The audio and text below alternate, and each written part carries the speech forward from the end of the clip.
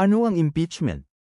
Ang impeachment ay ang paraan ayon sa Constitution para tanggalin ang mga pinakamataas na opisyal ng gobyerno ayon sa mga grounds for impeachment. Ayon sa Supreme Court, ang impeachment ay paraan para tanggalin ang mga public officers na hindi karapat-dapat manatili sa katungkulan, at paraan para labanan ang abuso sa kapangyarihan. Sino-sino ang maaaring matanggal sa pamamagitan ng impeachment? Ang mga sumusunod na public officers lamang ang maaaring matanggal sa pamamagitan ng impeachment.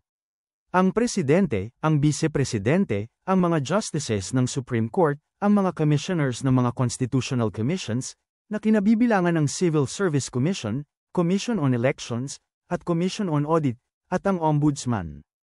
Ano ang mga grounds for impeachment? Ang mga grounds for impeachment ay 1. Culpable violation of the Constitution, 2. Treason, 3. Bribery, 4. Graft and corruption, 5. Other high crimes, at 6. Betrayal of public trust. Ano ang stages ng impeachment proceeding?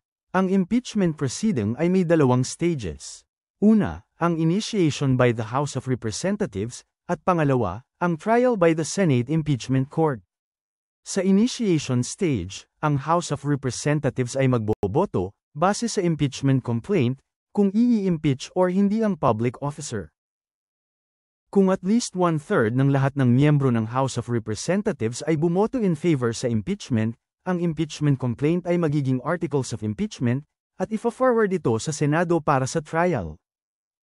Kapag na-forward na sa Senado ang articles of impeachment, agad nang sisimulan ang trial, at magde-decide ang impeachment court kung i-convict, or i-acquit ang impeached public officer.